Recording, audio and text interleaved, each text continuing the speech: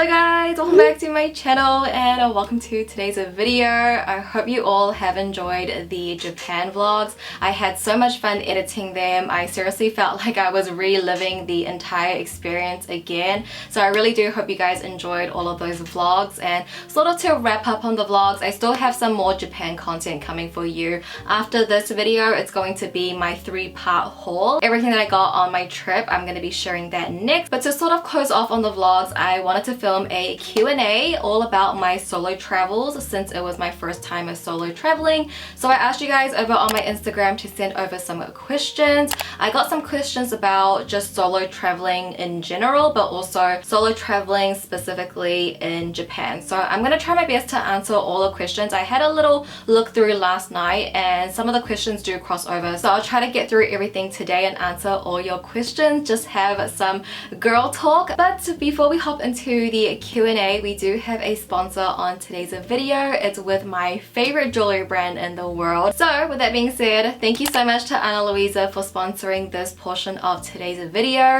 If you guys have not heard about Ana Luisa before, they are a sustainable jewelry brand based in New York, and I've been wearing their pieces for years now. If you watched any of my Japan vlogs, you definitely will see me wearing Ana Luisa because a lot of their pieces are my staple jewelry. The thing that I love about Ana Luisa is that you are getting amazing quality jewelry for a really great price point, and I feel like with that you just cannot beat. But Ana Luisa right now is currently having a sale, so if you are looking to find a meaningful gift, I feel like jewelry is just the best way to go. It's meaningful, it feels like you took time to think about what you are getting them, and with Ana Luisa they have such a great range of styles that no matter who you're shopping for, you can find it on Ana Luisa. They have gold jewelry, silver jewelry, they have more simple and timeless pieces, but they also have more bold, statement, quirky, fun pieces as well. And if you want to take it up to that next level, they also have personalized jewelry as well. I have this like little J necklace from Ana Luisa.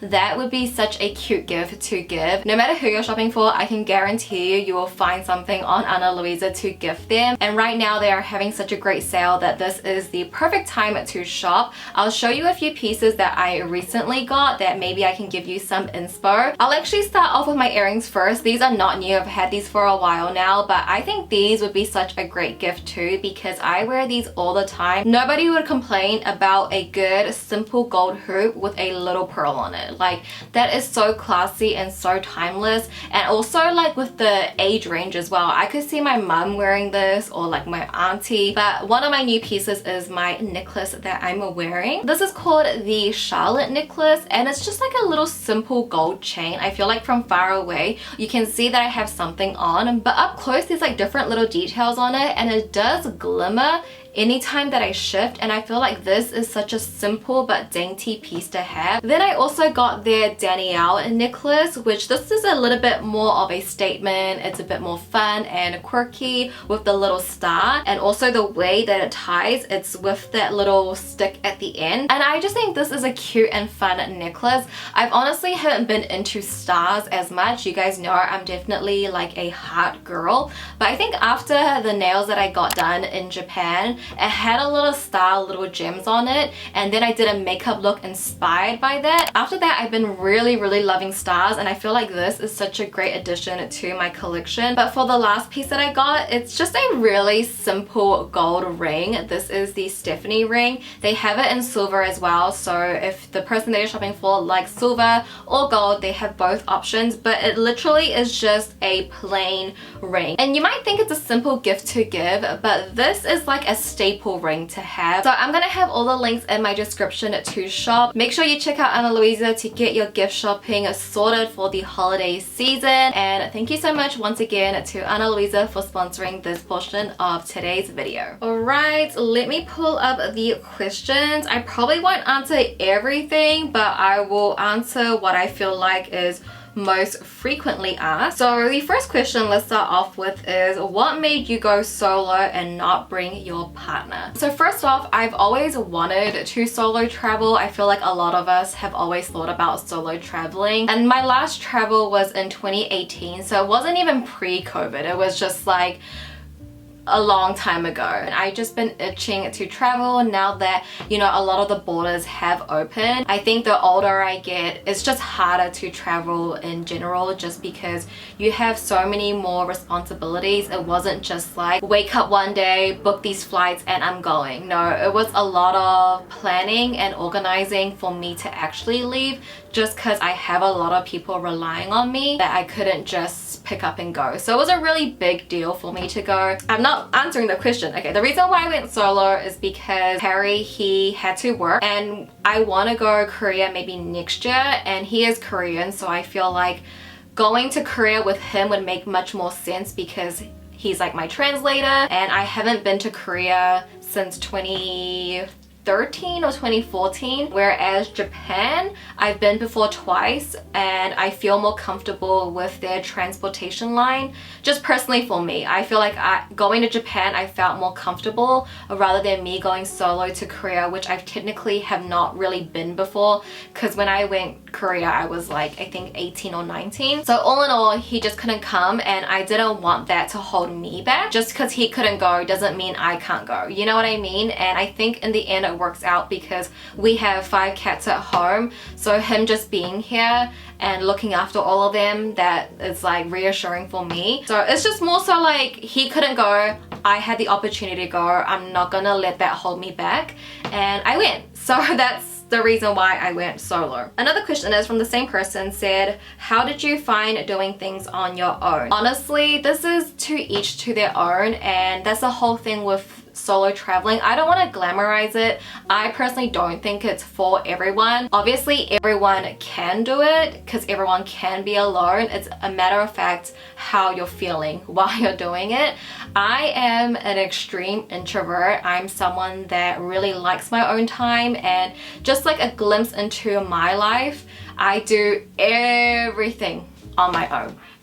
Everything. I'm talking to a camera alone in my room. I'm alone, but I'm not lonely. I don't have colleagues, you could say. Like obviously there are other creative friends that I have, but it's not like, you know, colleagues that you see in an office every day that you hang out with after work and you grab a drink. No, after I film, I'm going into my office alone, and I'm going to be editing alone, editing my own face and voice. Like, do you know how weird that is sometimes? And when I'm home, I'm usually home alone. Like Harry goes to work, and I do pretty much everything on my own. I go shopping alone. I don't see my friends very often. Like I have about like 5 friends, and I see them like once a month. Some friends I see maybe like every season. So I do a lot of things alone. For me, going out shopping, going to eating, like it doesn't really feel that far off from my day-to-day life because I'm already alone. I don't know why people think being alone is a sad thing. I actually find it very comforting. I'm a very controlling person, you could say. I like things going on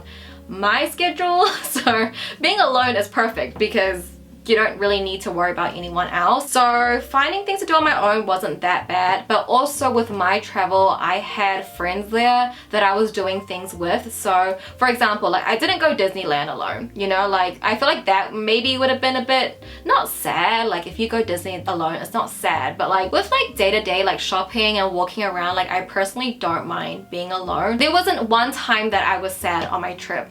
The only time that I felt really sad and lonely is on my first day, on that first night. If you watch the vlog, like there was a whole incident. Literally, me and my friend got harassed. So that was the only time where I felt very scared and lonely. But honestly, after that, I did not feel lonely or anything at all. So yeah. Did that answer your question? I feel like I just ramble a lot. The next question we have is more exclusive to Tokyo. How did you find navigating the Tokyo airport first and latest? So I've been Tokyo 3 times now, and all 3 times I landed and left at the Narita airport. With Japan's system, everything is on a sign. Like literally all you need to do is like read the signs and follow the signs. Like everything is well organized. The way people walk, it's like one way. If you're going this way, you're all on the right hand side. If you're coming this way, everyone's on the left hand side. Like it's very well organized. I feel like You can obviously get lost, and there are some times where I'm lost, but you're like lost for 5 minutes and then you find your way again. In Tokyo in general, I feel like their train station is actually quite straightforward and everything's color coded. So my train line was the Ginza line, so it was orange. So all you gotta do is follow like the orange circle, and sometimes it's like on the floor, like it's literally telling you where to go. So even on Google Maps, it tells you which exit, like exit 1, and it will say on the signs, exit 1 is this way. So you just follow the signs, honestly. I don't think it's too hard to navigate, but again, that was my 3rd time traveling in Tokyo. I mean, there was one time where I forgot to get off my train station and then I had to like go back around. So there will be times where that happens, but I think overall, generally, as long as you're always looking at your phone and at the signs, you should be good. One person asked, what do you miss the most about home? For me, I love traveling, but the hardest thing to do is leaving my cats. But because I knew Harry was here and also my niece and nephew helped look after the cats as well, I trust them. Like, these 3 people are the people I trust the most, so I felt very comfortable knowing that they were taking care of them. I also have cameras, so I was checking my cameras while I was in Tokyo, but I knew I would be back and I knew my trip would go by really quickly, so I tried not to think about it too much and just live in the moment. When you get home, you'll be home with them for a long time. So yeah, my cats definitely. The next question is, what was the most difficult part physically of solo traveling?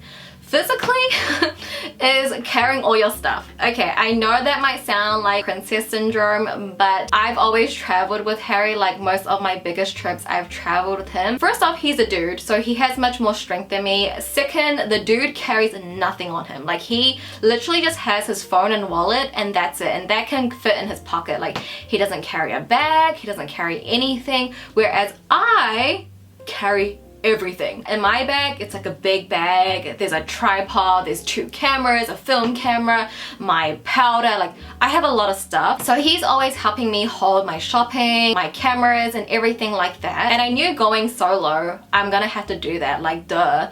But it was quite hard because I was filming with my vlog camera, then I was like filming with my phone, but then I have like bags on my elbows from my shopping, and then I have my big cos bag across my body.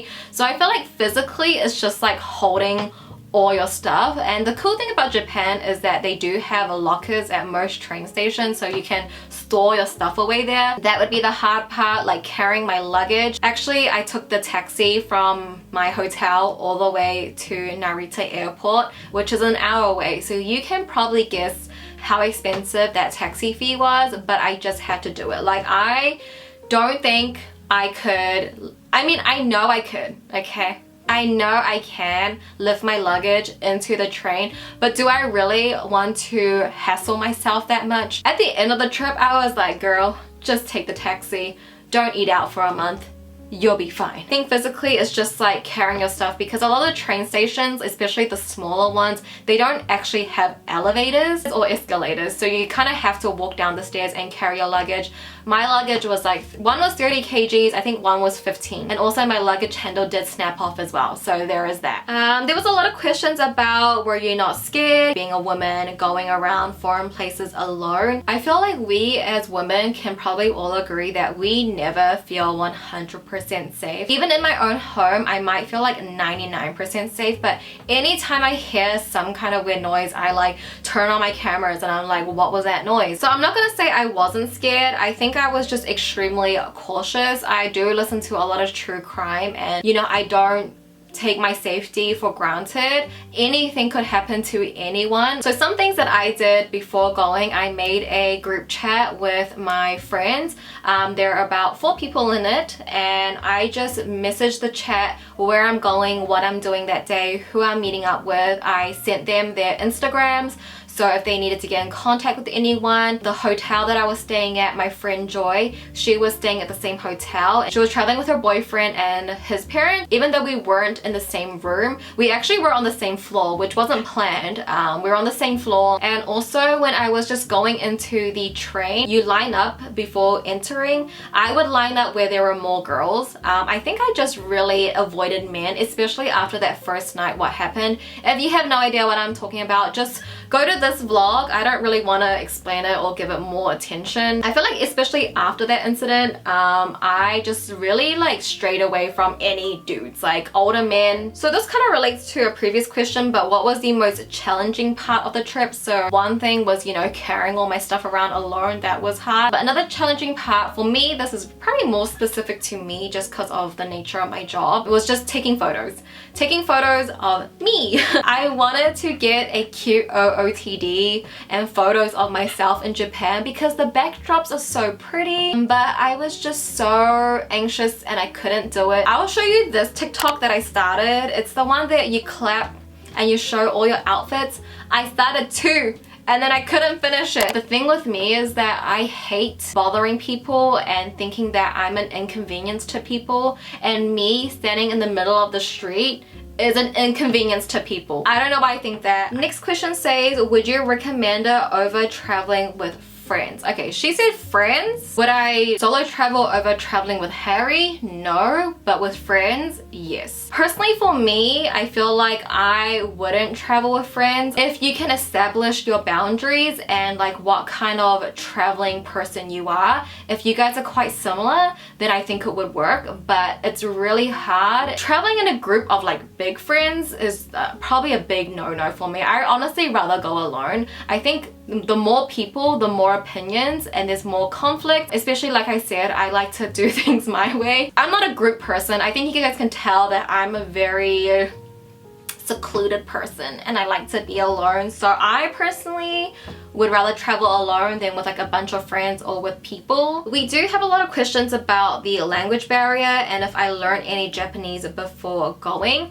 The answer is no. Like, I didn't learn Japanese. I think I know basic Japanese things from a lot of anime that I watch, and also I did have to learn Japanese in high school for a few years. Not that I remember much. I would say definitely if you have the time, like, do that because you are going into a foreign country, like, respect that. But also I feel like with Tokyo, because it's such a popular city and a touristy city, there is a lot of like English little words underneath, and I think you can communicate with body language that people would understand. And also I feel like a lot of people do have Google Translate on their phone. When I went to my scalp treatment, she was like explaining everything on Google Translate. I'm gonna refer to my first night again, to the first vlog where we got harassed. If my friend Ren wasn't there, who speaks fluent Japanese, I would have been in very, very big trouble because I couldn't speak Japanese. Like, that would have been game over. Okay guys, I don't know where I would be right now if Ren wasn't there, because that was just a bad situation. Not that it's gonna happen to everyone, but you just never know. And I think that was like one time where I'm like, I wish I could just spit out Japanese right now and give it to him. There's this question that kind of relates back to a previous one. It says, did you bring any self-defense for safety? Sorry if that's a paranoid question. Girl, don't be sorry, okay? That is a normal question to ask. I didn't bring any self-defense like things. I know you can buy like little keychains and stuff, but when I did go to sleep, I did put my chair like up against the wall and then my suitcase down the hallway every night. That would probably be the only self-defense I would say. Other than that, you know, I mentioned that I had a group chat. I was staying at the same hotel as my friends, so no self-defense. But I feel like if you are gonna solo travel and you're thinking of getting stuff like that, if it can go past, you know, customs, then definitely you do it. Don't even be sorry for asking. That is not paranoid. Another question is, did you travel with a SIM card for Wi-Fi? Yes, I got an eSIM. I think they recommend that for solo travelers. And also with currency and how did I pay? So I pretty much use my Wise card, which if you guys want to sign up, use my link. I do get credit if you sign up, but this is like not affiliate. I'm not affiliate with Wise card. Like, everyone can do this. You can tell your friends and use your link and you'll get credit. So if you want to sign up, you can get a free Wise card, I believe, if you use my link down below. I did take cash as well, and I did cash out from my Wise card. Wise card is great because essentially what it is, it's like a Visa card. It's like a bright green card. You just send money from your bank account to your Wise card account, and then you can convert in currencies within the Wise app. And it doesn't just work in Japan. It has so many different currencies. I'm actually planning to go Australia maybe in January. I will be bringing my Wise card and converting my money to AUD wherever I go. Like, it's just such a handy thing to have. So you're thinking of getting one, make sure to get it, I would say like at least a month before you go. It says 2 weeks. Mine came in 2 weeks, but you never know, just in case, get it like a month ahead. So my friend actually asked this. She asked, what would you do the same and what would you do differently next time? I feel like I would probably have done almost everything the same, but maybe I would have had more time for myself. Like, maybe do all of my appointments and content stuff, like jam pack it at the beginning or at the end of the trip, and then for the other remainder of the trip I could actually relax. Like, I really just wanted to wake up, go to a cafe, have a matcha, and do Sudoku, and then maybe edit a little video on my laptop. You know, I wanted that. There was no time for that because maybe my planning wasn't as great. Maybe I just got tired. I think one thing was shopping. I wish I would have had like a list of things that I wanted to get, because when I went to Japan, I had a vague idea, but when I came back from Japan, I was like, why did I not buy any green tea bags or like a matcha powder? You know, there was like certain things I didn't think about. It's whatever, like, you know, I'm happy with my trip. And then I'm just gonna end it on this one last question because it's getting quite warm in my room. Summer is definitely here in New Zealand. So the last question I feel like would be a good question to end it on, but it's, where would you like to solo travel next besides Japan again? I think there's only a few places I would feel comfortable and safe traveling to. Maybe Seoul or Taiwan, maybe. I was gonna say like China or maybe Hong Kong, but other than that, I don't think there's any other country I would really feel very comfortable going alone. But yeah, anyway, I'll leave it at that. Hopefully that answered like the majority of the things. I think it was a lot of it like just safety. I personally did feel somewhat safe. Keep in mind though, I didn't go out like to bars, I didn't go out drinking, I didn't go clubbing. Yeah, I had like a very wholesome trip, so that might be due to why I felt so okay. But yeah, thank you so much to everyone that sent questions over to my Instagram. I really do appreciate it. I hope I could answer most things. If you guys have any other further questions, please leave it in the comments. I'm happy to leave a reply with a comment. But that would actually conclude today's video, guys. Again, a big thank you to Ana Luisa for sponsoring a portion of today's video. I have my links in the description, and make sure you shop their sale because I feel like this is the perfect time to do so. Get your Christmas shopping done so that way you don't need to be stressing in December. So yes, thank you Ana Luisa for sponsoring a portion of today's video. Thank you guys for watching today's video. I love you so much, and I'll see you guys in my next video. Bye!